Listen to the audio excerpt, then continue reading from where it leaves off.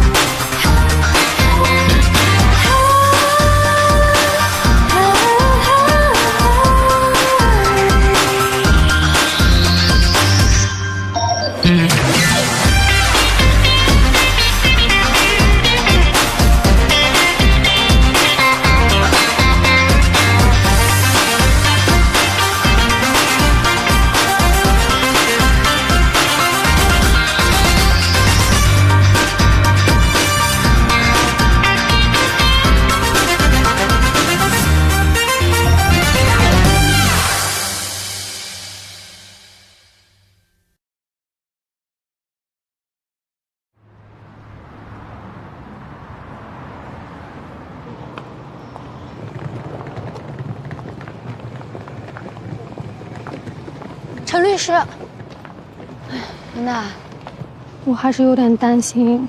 别担心，我不是说了吗？我们尽量跟对方达成和解。但我就是害怕进法庭。上庭作证，并不代表你犯法了，知不知道？因为你这是第一次。别紧张。但我家里从来都没有人犯过法，陈律师，您一定要帮帮我。这个我知道。我尽量达到你的期望。那您保证一定不告我？这个我可以保证。走吧。综上所述，根据合同法第113条，我方诉求由被告承担原告缺席商演活动的赔偿责任及个人损失，合计人民币160万元整，并且及时修复系统漏洞，避免类似的情况再度发生。被告代理人，首先，从我方提供的航班预订取消系统记录可以看出，原告的机票是通过使用者在静海航空的官方网站上订的，正确输入航班号与身份证号后，由正当的程序取消的。在静海航空网站的服务须知中，大家可以看到，明确且加重标出了用户务必保存好自己的信息和航班信息。根据使用者的操作，网站合理推断取消机票是卫星先生本人的行为，让网站对对方身份的真实性进行实质性的验证，是不现实也不合理的。原告的损失是由第三方恶意的行为所致，并不是我方的违约行为所造成的。我方并不应当承担原告的损失，更没有理由要去修改现行运作良好的订票系统。我们有聊天的原始记录作为证据，详见证据22。除了证据，证人也在门外等候，我们可以直接问他。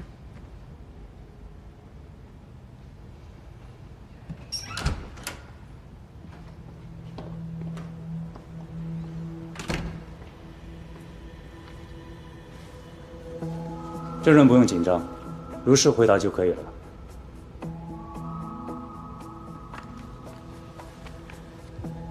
请问刘女士，你在卫星的粉丝会群组中使用了火箭纳比这个昵称，对吗？对。好，在我方提出的证据中有一份粉丝会管理群组的聊天记录，对于这份聊天记录上的内容，你认可吗？我认可。请审判长看标黄处。火箭纳比说：“我不会让哥哥参加这种低级的演唱会。我订购了一张与哥哥同航班的机票，然后用他的身份证号取消了他的航班。”刘女士，你承认取消了卫星的机票，导致他错过这次航班，没能如期参加这次商演活动，对吗？对。但是我没有想到会造成他的困扰和损失。我只是觉得经纪公司对他的发展道路安排的不合理。我觉得他值得更好的规划，而且他本人也在粉丝群里说过，对他现在接到的商务活动并不认可。那你是如何取得卫星的个人身份证信息的呢？这样吧，我换一个问法，卫星本人并没有把身份证的信息给你，请你帮他取消机票。那么你取消了他的机票这件事情，卫星本人并不知情，对吗？是。你作为卫星的粉丝，是否在参加他的商演活动当中获取过他的个人信息呢？是。好的，谢谢。审判长，案件事实已经很清楚了。原告卫星为保护好个人的隐私信息，遭到了有心人士的利用。我方对卫星先生的遭遇表示同情。同情之外，我方不存在任何失误，也不存在任何的违约行为。根据卫星先生签署同意的《近海航空的用户使用条例》规定，由他人蓄意破坏、使用不当而由此受到的一切损失，近海航空不承担任何责任。请求审判长驳回原告诉求。原告代理人对证词有异议吗？原告对证词没有异议。证人可以离开了。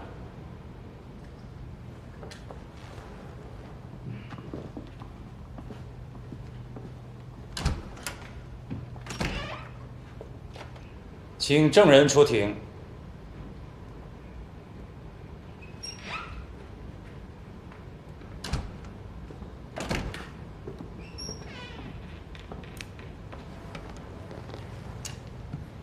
审判长，这位是近海航空行程部的经理王森，在这款 app 上面，用户可以实时的查询自己的航班、机票、行程，对它进行实时管理。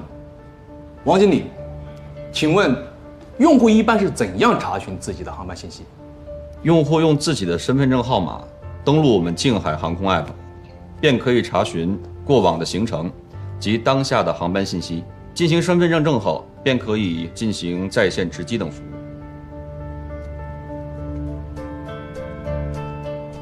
确实很方便。也就是说，如果我有卫星先生的身份证号码，那么我就可以用他的身份证号码在近航的 app 上面注册账号，然后查询到他的航班信息，是这样吗？是这样的，不过首次登录需要注册，注册需要设置密码。如果卫星先生已经注册过，只需要保存好密码，其他用户是不能盗用的。但根据我了解，在此之前，卫星先生从来就没有在近航的 app 上面注册过，他所有的机票都是由他的助理用个人的账号登录，然后为他进行购买的。刘娜正是运用了这项票务系统漏洞，利用了卫星先生的身份证号码，然后在近航上面查询到了他的航班信息，然后取消了他的机票。我们之所以这么做，是为了用户高效的获取信息，绝不是漏洞。而且我们近航 app 已经郑重的声明，取消选座这样的服务需要非常严格的身份审核，而且我们建议用户认证后亲自办理。你们承诺进行严格的身份审查，但新用户在注册以后却可以用身份证查询到航班信息，你这是近海航空的票务系统漏洞。审判长，我没有问题了。被告，有什么要问的吗？没有了。证人，你可以离开了。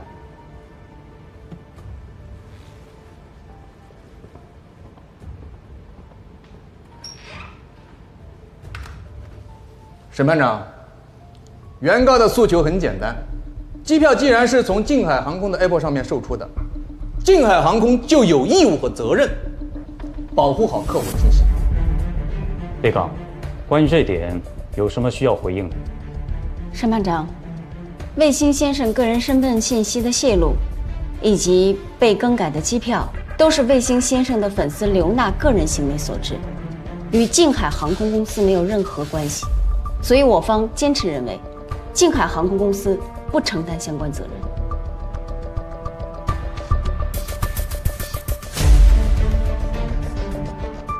经过合议庭评议，下面对原告卫星与被告静海航空有限责任公司合同纠纷一案进行宣判。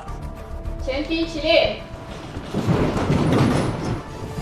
根据原被告的诉辩意见、庭审陈述、法院采信的证据等因素综合衡量判断，本院认定卫星机票被取消导致其错过商演，卫星本人与静海航空有限责任公司均有责任，支持原告方部分诉讼请求及被告方赔付原告方损失费24万元。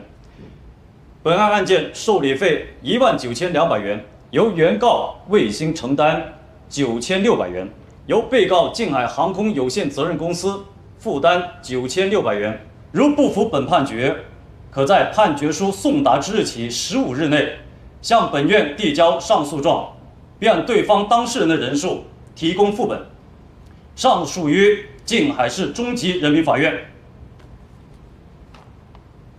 闭庭。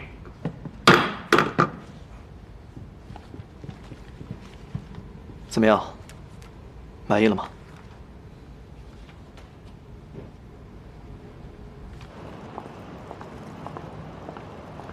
陈律师，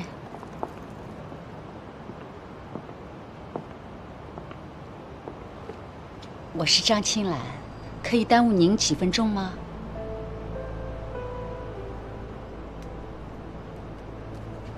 您找我有什么事吗？文光，啊，你父亲出事以后，我一直没有他的消息。我回静海也一直见不到他。我们现在也没有资格去见他。我找过你母亲，她不肯帮我，她说我不要打扰你们的生活。可是我在静海真的没有任何人可以求助。所以只能冒昧的来打扰你，请你帮我，让我见他一面好吗？关于法律程序的问题，我真的无能为力。那你父亲现在情况怎么样？他到底怎么了？会不会有事？我真的很担心他，求求你帮助我，就跟他见一面好吗？啊，求求你，帮帮我。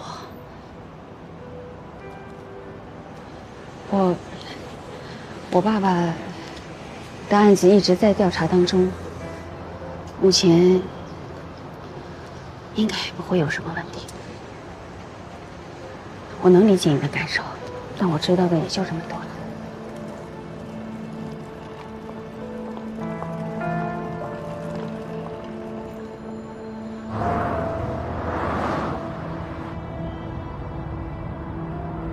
什么？好，我马上下去。怎么了？师傅出事儿了，就在楼下。师傅出事儿了，你们先去，我去叫保安。哦。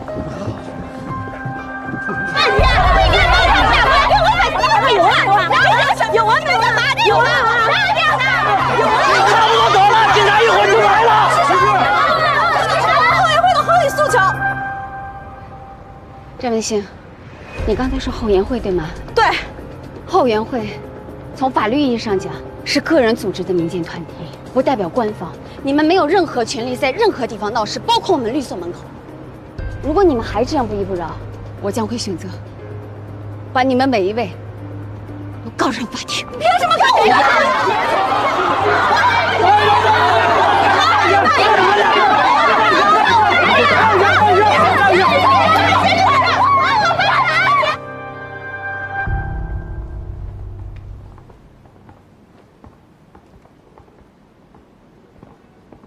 刚才叫的我嗓子都哑了，感觉我咽喉炎都犯了。师傅，您喝点水吧。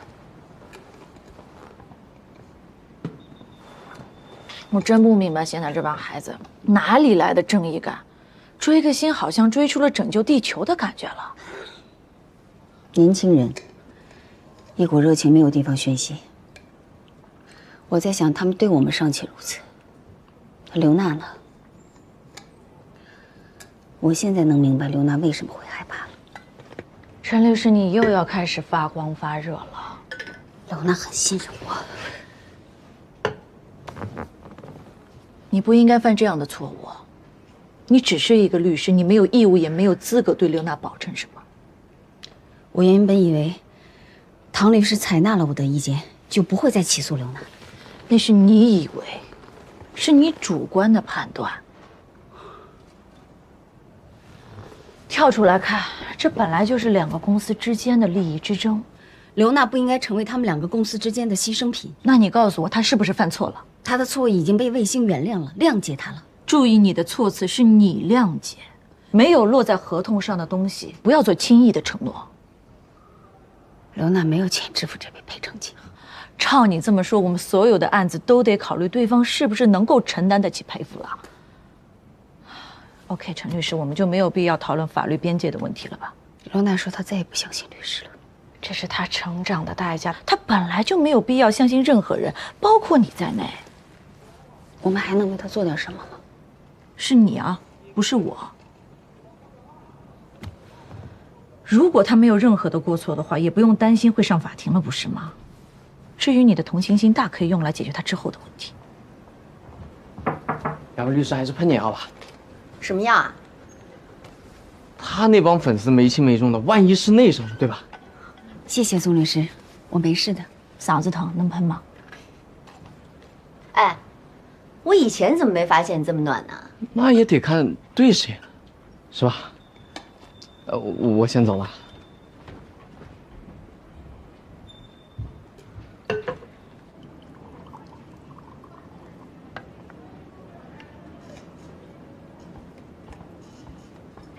白律师，刚才可热闹了，陈律师那粉丝案子被人找上门来了。你很闲吗？不是，我就是说呀，这个月的考勤报告你做好了吗？马上。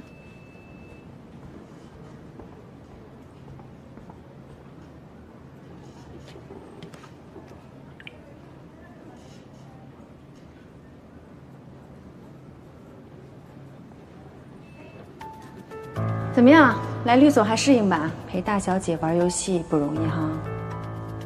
大小姐，陈主任的事情你不会是没有听说过吧？哟，男女搭配干活不累啊？还没下班呀？那我就不陪二位了，先撤了，拜拜。你们俩愿意跟我一起接这个案子吗？这不是二组的案源，合适吗？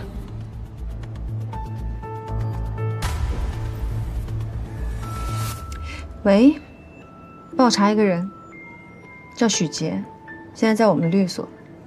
之前他为什么从清安来到静海？我想知道原因。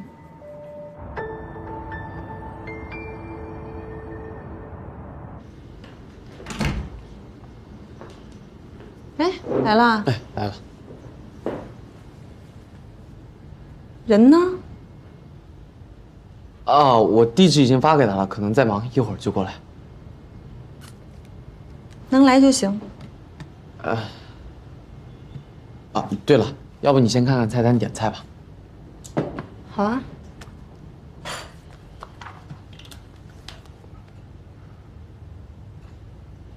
这边请。亲爱的。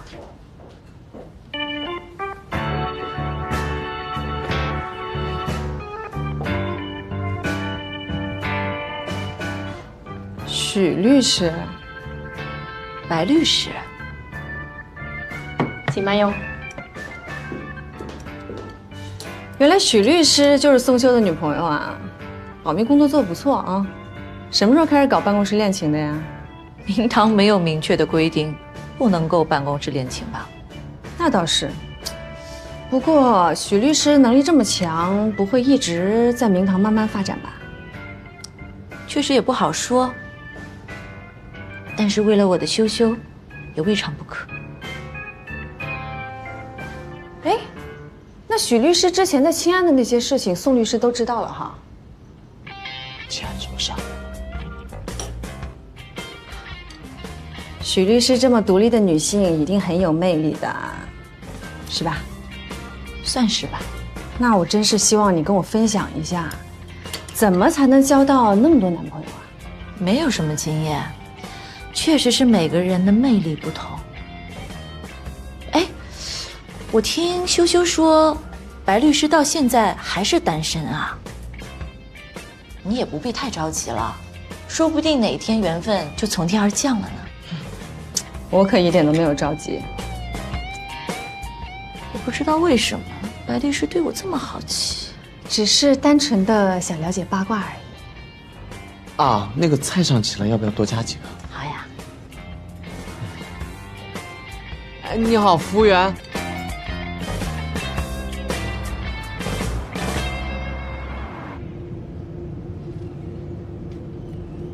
你当初为什么离开齐安啊？怎么都喜欢问这个问题呢？没有，我就是好奇。你是不是想问我以前交过几个男朋友，是不是因为感情的事儿啊？首先呢，这个跟我们之间没有关系。其次，就算说了，对我们的关系也没有好处。再一个，别人说什么就信什么，是没有主见的表现。我可没有信啊，我完全尊重你的意思。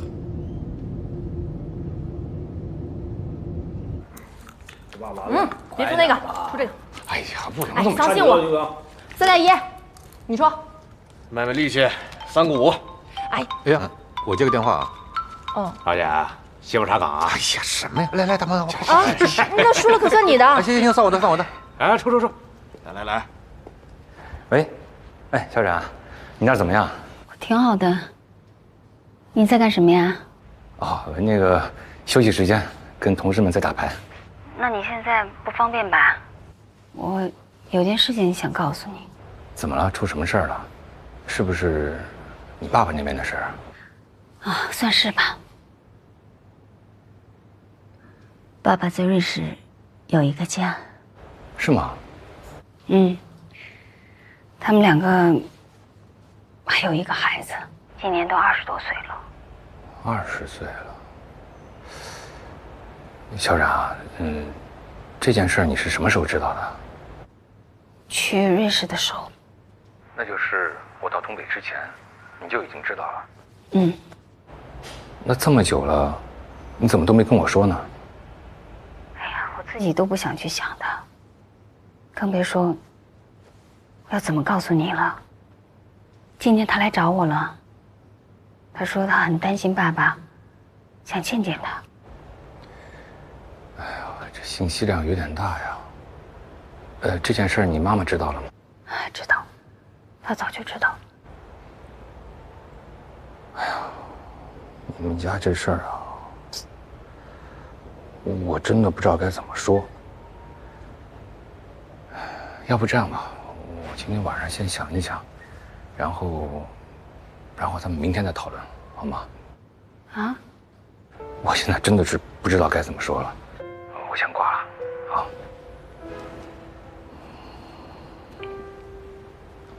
钱总，家里有事儿啊？啊，没事。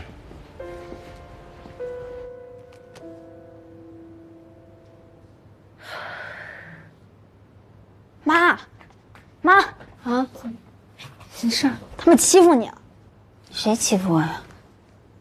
你看这些粉丝，他们真的是脑子不好，他们自己无组织无纪律，管理不好，除了偏激粉丝，他们还有理了。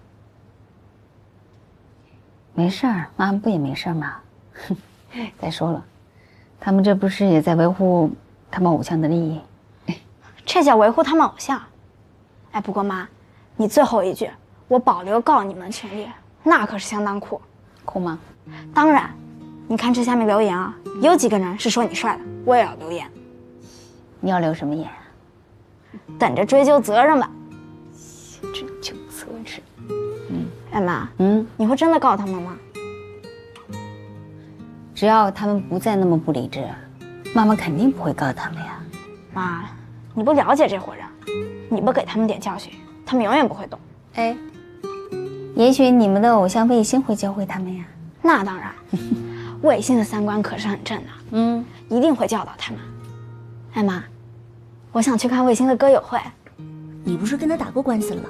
能带我去见面吗？那我帮你想想办法。我们可说好了。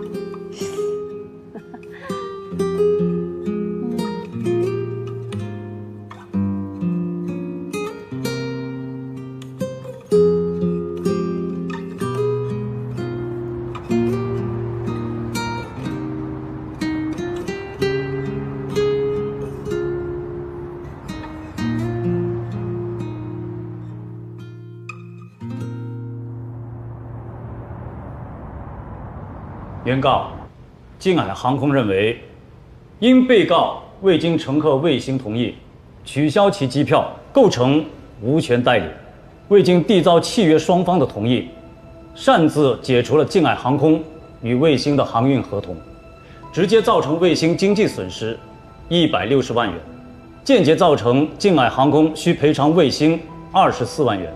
因此，主张由被告刘娜承担因其个人行为导致静海航空损失的赔偿责任及其他损失，共计29万元，并承担诉讼费用。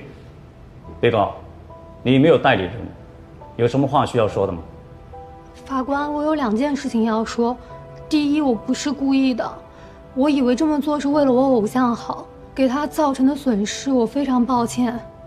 第二，卫星先生也已经原谅我了。他没有告我，他告的是静海航空，而且他已经胜诉了。我觉得我不应该再承担责任，希望法官大人能判我赢，谢谢。被告，你是成年人，不管是追星，还是做任何事情，都是有限度的。成年的世界是讲法治的，不是你喜欢、你想做就可以做。我希望通过这个事情，你可以好好反思。尊重法律，等于尊重别人，别人才会尊重你。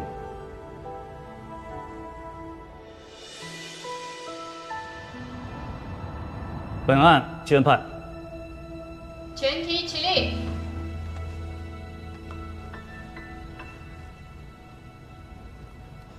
本案判决如下：支持原告方全部诉讼请求及被告方赔偿原告损失24万元。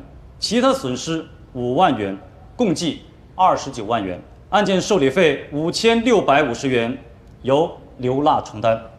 如不服本判决，可在本判决书送达之日起15日内向本院递交上诉状，并按对方当事人的人数提出副本，上诉于静海市中级人民法院。闭庭。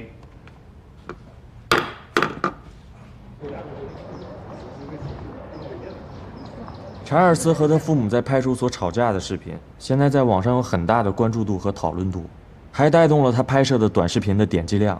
未来这2个视频都会是定时炸弹。宋律师，这已经和我们最早调解时产生的影响完全都不一样了。你看一下我们提供的资料，这是原本家居刚注册的短视频账号，注册日期是案发之后，客流量和网站浏览量都有所增长。而且我们调查过了，原本家居除家具损害外，并无实际上的名誉损失。是，今天查尔斯没有给我的委托人造成损失，但是这种人，你如果不给他一个警告的话，未来会有很多人去效仿他的，到时候可就不仅仅是家居跟名誉上的损坏了。查尔斯哗众取宠确实讨厌，但原本家居摆明了就是想蹭热度。我们做过调查，这条视频转载最多引流的就是转载了查尔斯短视频公众号的。这其实是件互利互惠的事情，流量时代嘛，流量帮助实体，实体有平台提供给流量。宋律师。以我委托人的实力，应该不需要这样哗众取宠的方式吧？但是当然了，如果你们今天诚意够的话，我可以去和我的委托人谈一谈。我想我们今天带了很大的诚意来谈和解。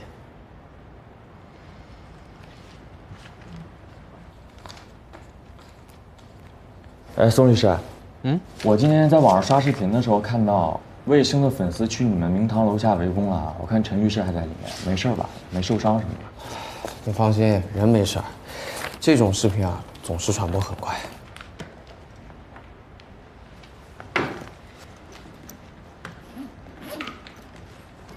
回头和解的谅解书我发给你。嗯，好，辛苦，那我们先走了啊。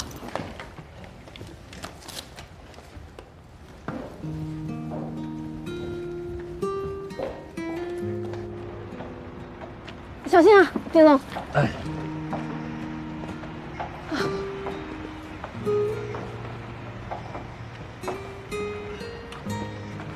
哎，丁总，这边走。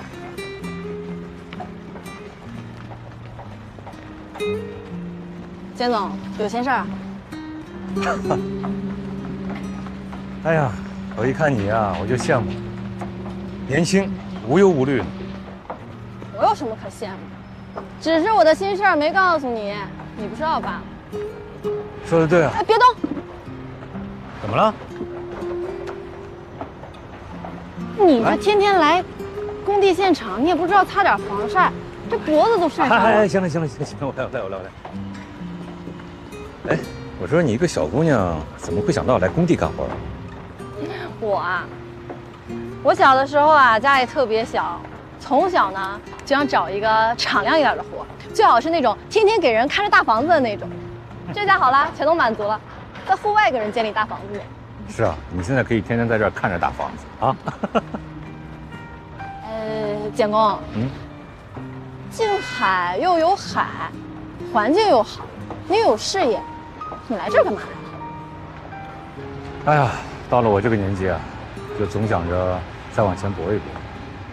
你这话说的，谁不想往前搏啊？在静海就不能往前搏了？你这是典型的给自己找借口。可能静海对于我来说太熟悉了，所以我就想找一个比较陌生的环境，换一种新的生活方式嘛。这说的有道理。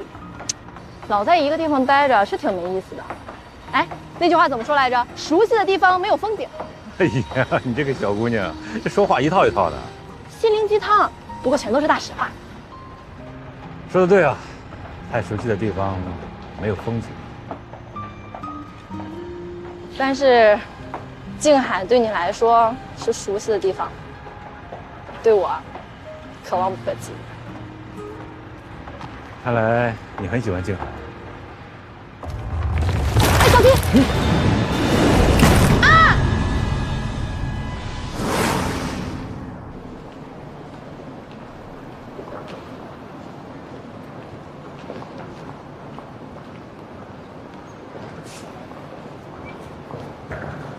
修长，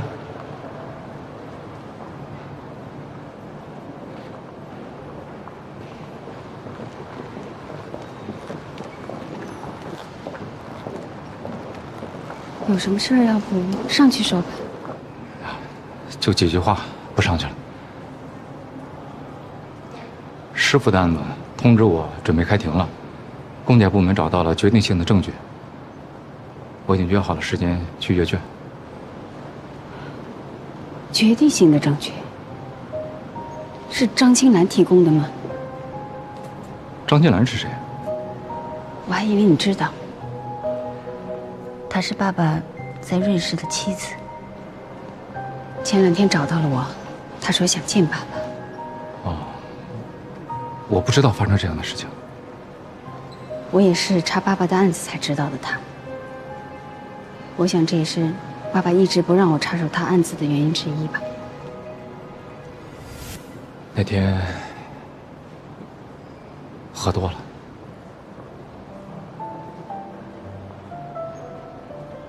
最近我们压力都挺大的。阅卷的事情，我作为亲属也不能参加。有什么消息，及时告诉我。还有事吗？没了。那我上去。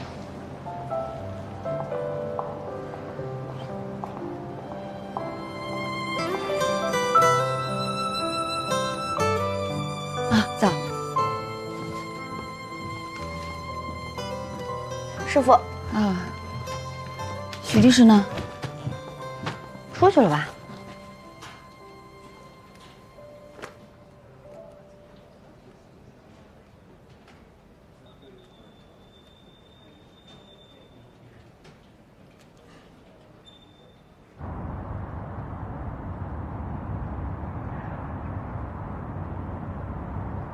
偏激粉丝刘娜导致哥哥错过演唱会，惹上航空官司，必须严惩。好，1杯卡布奇诺，2杯美式。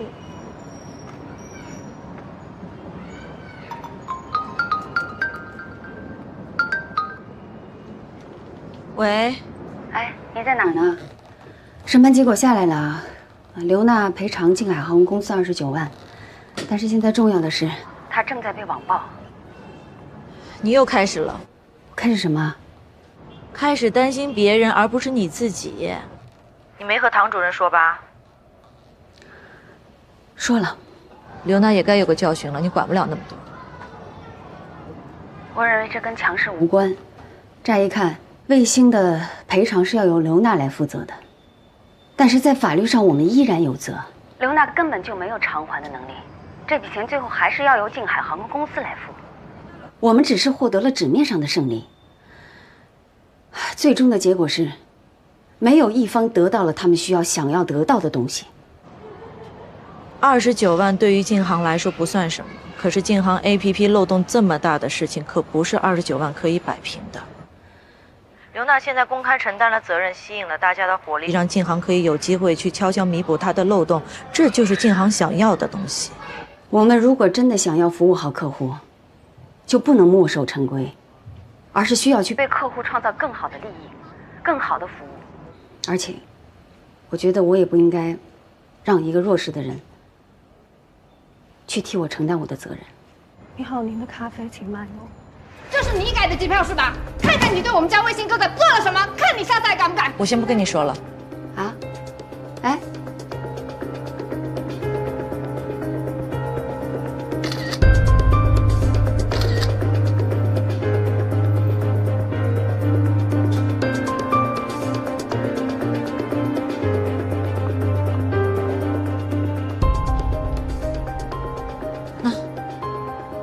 谢谢。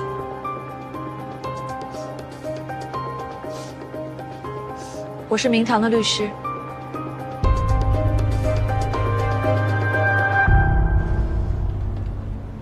好歹我们也是为了你受的伤，除了案子，你能不能对我们稍微有点人文关怀啊？好，反正都是我的原因，粉丝也怪我，你们也怪我。如果你真的觉得是你的原因的话，你就不应该低着头去躲避问题，而是应该去想办法弥补你之前的过错。你如果是来追款的，那你可以走了。我虽然赚的钱不多，但我绝对不会赖账。追款不是我们的责任，那是陈律师让你来的。你是不是到现在还觉得造成这一切问题的都是我们律师？是他说绝对不会起诉我的。你当时修改卫星行程的时候就知道自己应该付出代价，而不是苛责律师去帮你免责。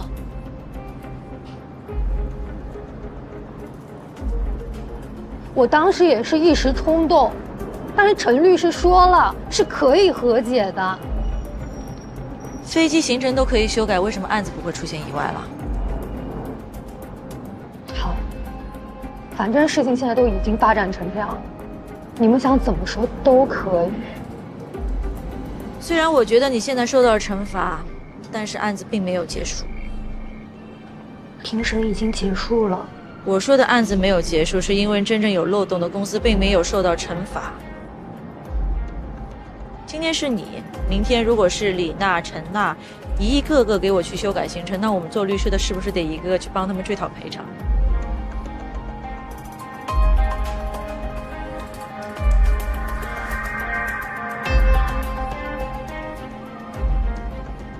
那我现在还能做些什么？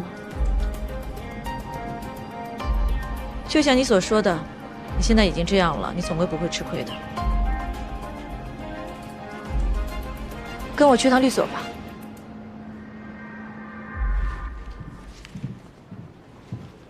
近朱者赤，近墨者黑。你最近是同理心爆棚哦。唐主任，进来。如果你还要替那个粉丝说话的话，我觉得大家就不要浪费时间了吧。当初呢，我把你拉进这个案子，因为你也是认同客户的利益是至上的，对吗？静航呢是我们重要的客户，我们要做的就是要为了客户争取到最大的利益。更改票务系统不是客户现在的要求。你是个律师，我希望你不要感情用事，好吗？汤主任，您说的都对。作为静航的律师，我当然要替自己的客户着想。所以我认为，像刘娜这种年轻气盛的小姑娘，就算是现在答应了我们的请求，公开道歉，并且承担下所有的责任，但是也难保她将来会做出或者说出一些什么让己方都难看的事情来。那你呢？你跟他有不同的观点吗？我很想听听你的意见。我同意他的观点，毕竟我们是一个 team 的。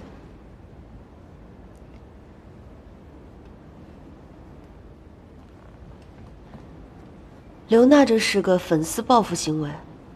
如果之后他再偏激一点，在网络上发表一些不当的言论，那我们不单要承担应承担的责任，还要背个欺负小姑娘的罪名。我觉得承担这种风险有点不太划算。那你们说说具体的方案吧。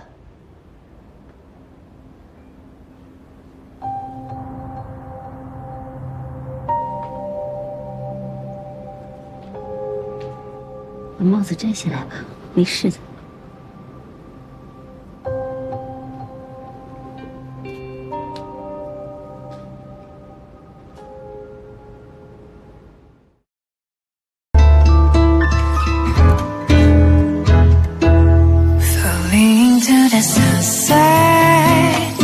随光走远，所谓时间也无法让回忆凸显。